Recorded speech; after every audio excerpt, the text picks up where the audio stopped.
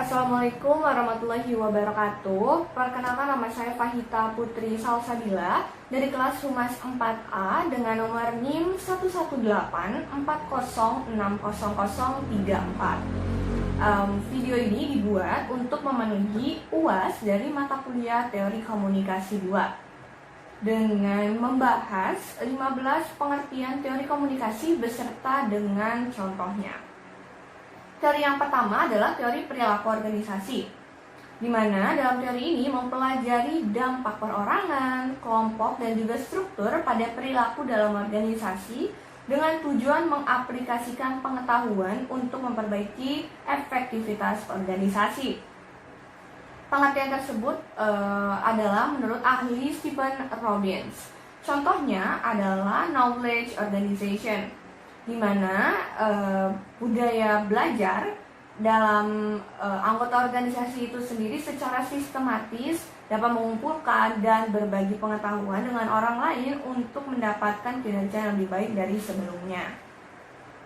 Teori yang kedua adalah teori difusi inovasi, di mana dalam teori ini dijelaskan proses bagaimana suatu inovasi itu dikomunikasikan melalui saluran-saluran tertentu sepanjang waktu kepada sekelompok anggota dari sistem sosial.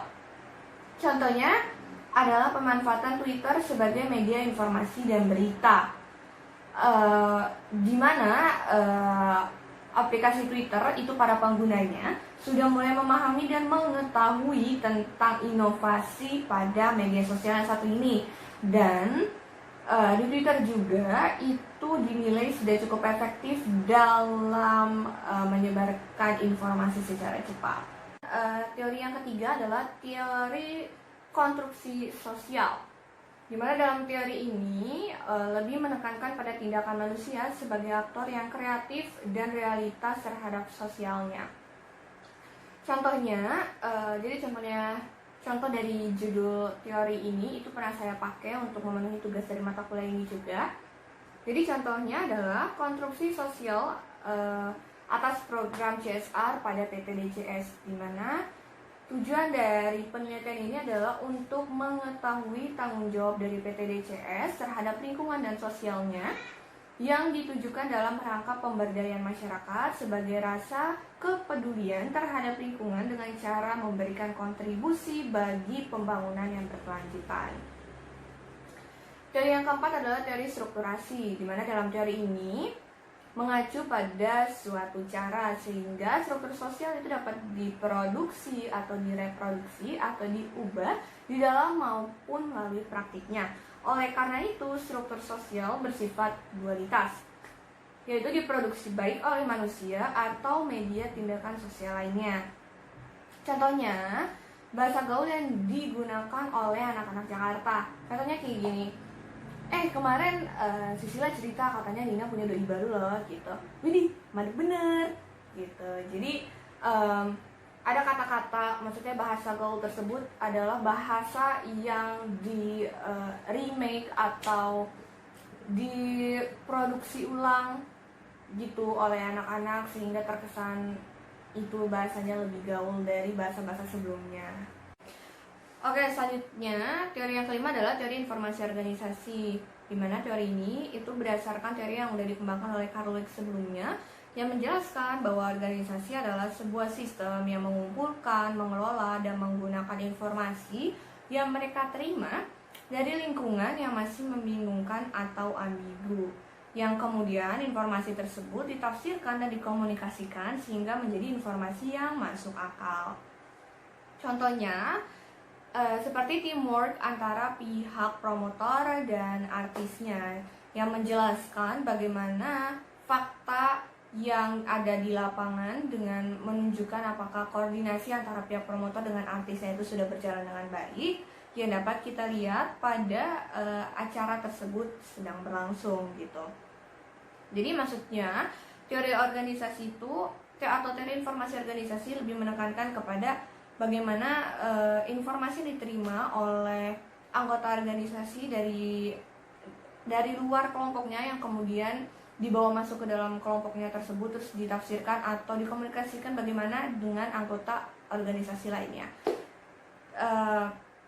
Yang keenam, ada cultivation theory. Jadi penelitian kultivasi ini menekankan bahwa media massa itu merupakan sebagai agen sosialisasi yang menyelidiki apakah penonton TV itu lebih mempercayai apa yang disajikan TV daripada apa yang mereka lihat sesungguhnya.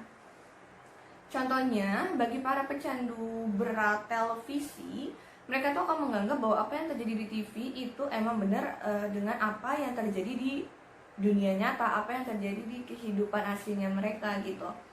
Misalnya ada perilaku kekerasan yang terjadi di masyarakat. Nah, para pecandu berat TV itu mereka akan mengatakan kalau misalnya kekerasan tersebut terjadi karena adanya masalah sosial. Nah, mereka bisa berpikiran seperti itu karena mereka pernah menonton acara TV yang menyajikan kasus yang serupa, terus juga disertai dengan alasannya dan penyebabnya seperti apa. Makanya mereka bisa bilang kalau misalnya perilaku kekerasan pasti karena adanya masalah sosial.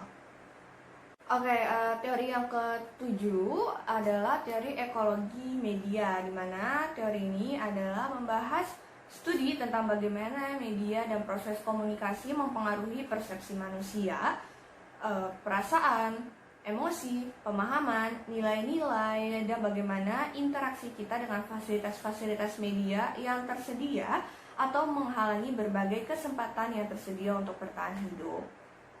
Contohnya, seperti kepemilikan HP pada setiap orang. Nah, kayak saya sendiri merupakan pecandu berat handphone atau gadget. Jadi kayak setiap hari, siang malam, pagi sore, itu bahkan pada jam pelajaran sedang berlangsung, saya itu benar-benar megang handphone saya terus gitu ya.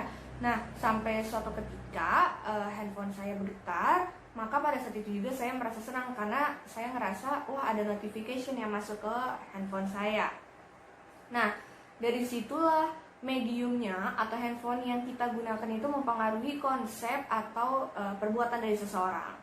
Dan handphone itu mempengaruhi perbuatan saya yang langsung buru-buru untuk buka handphone dan mengalihkan aktivitas saya hanya untuk handphone gitu. Yang teori yang ke-8 adalah face negotiation theory.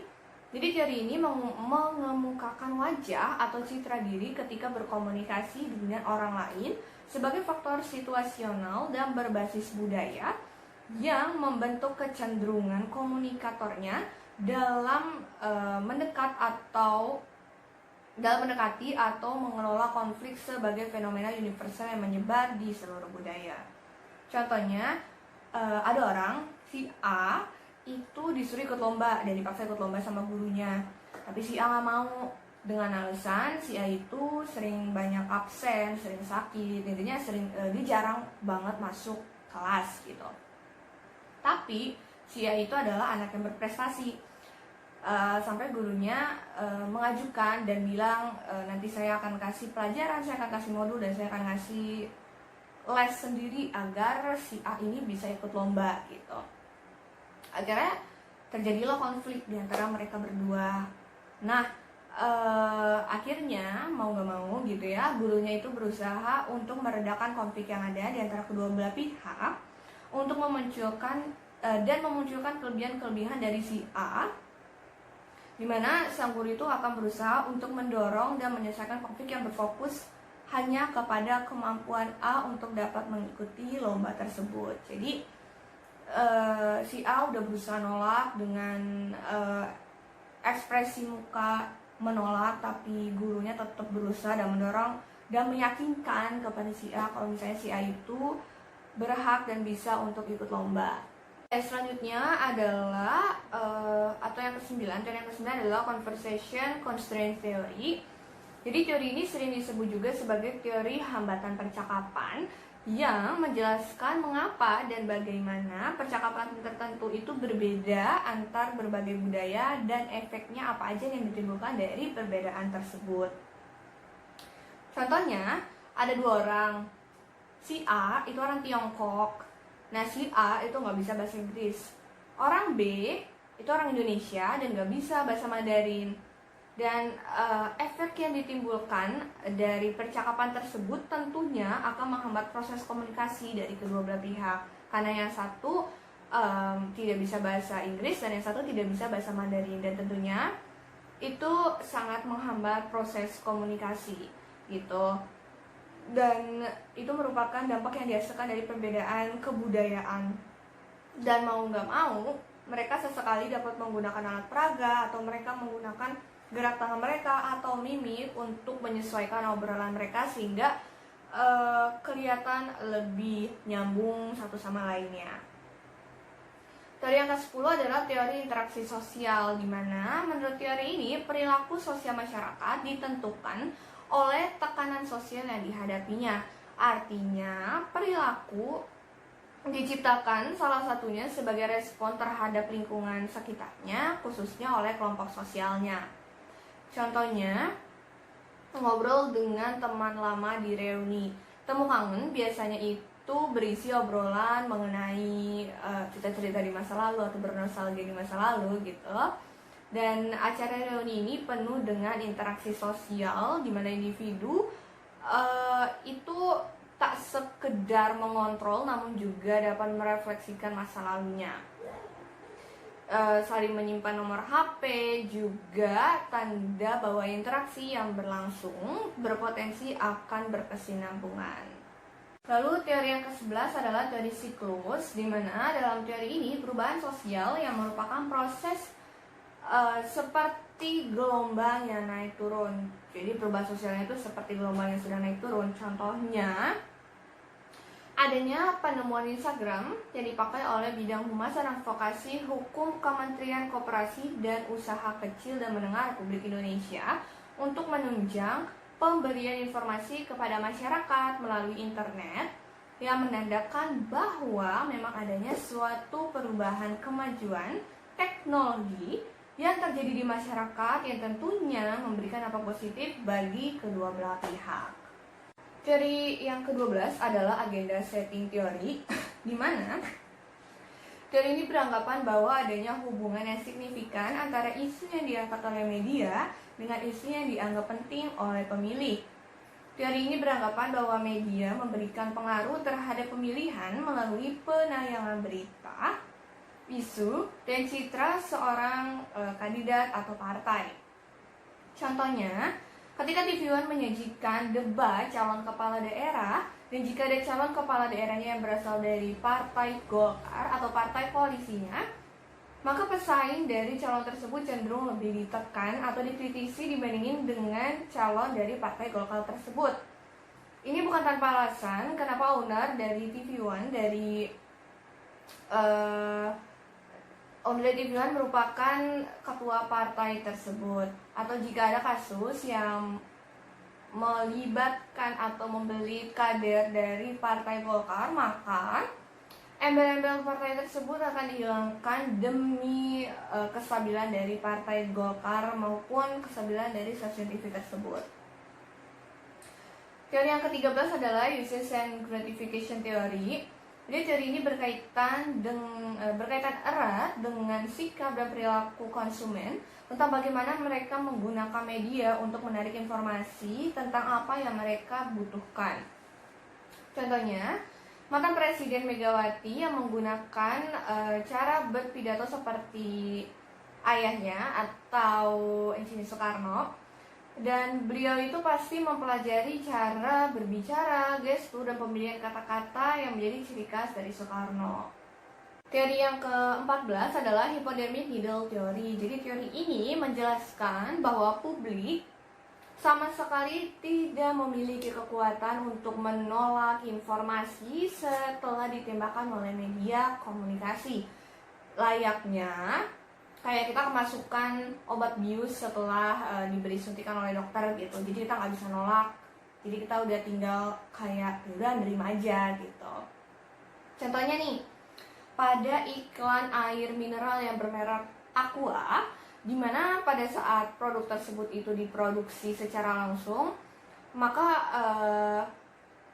masyarakat langsung menilai bahwa oke, air mineral adalah Aqua. Padahal kalau misalnya kita lihat banyak banget air mineral yang ada merek lain selain Aqua, tapi saking banyaknya air mineral dengan merek-merek lain, kita tuh otomatis dan tertuju gitu ya ujung-ujungnya pada Aqua. Jadi sebanyak apapun merek air mineral, terkenal apapun merek air mineral, kalau misalnya kita mau beli juga ujungnya kayak ada Aqua enggak gitu. Jadi kayak merek Aqua tuh udah seperti disuntikan ke diri kita dan sudah diasumsikan bahwa oke, Aqua adalah air mineral. Padahal masih banyak di luar sana merek-merek lain, merek air mineral lain selain Aqua. Nah, teori yang terakhir atau teori yang ke-15 adalah teori media. Dan menurut McLuhan, teori ini adalah medium is a message, bahwa media sudah menjadi pesannya. Contohnya, kalau misalnya ada orang nih pakai baju koko terus pakai peci, maka pasti kita udah langsung nilai kayak oke, kredibilitas orang tersebut udah pasti bagus nih, atau enggak oke, orang itu pasti ustadz nih kayak gitu. Lalu yang kedua, misalnya di kelas ada gambar peta dan orang-orang pasti udah langsung nebak kalau misalnya oke, ruangan tersebut itu adalah kelas karena ada peta gitu. Jadi kayak medianya tersebut yang kita gunakan itu merefleksikan apa yang emang sedang dituju gitu. Kayak misalnya yang tadi Ustadz, medianya adalah bajunya dan juga topinya atau cara berpakaiannya dia seperti apa. Lalu kalau misalnya ruangan tadi, itu media yang digunakan adalah petanya gitu. Oke, sekian pengertian 15 pengertian teori komunikasi beserta contohnya. Terima kasih. Wassalamualaikum warahmatullahi wabarakatuh.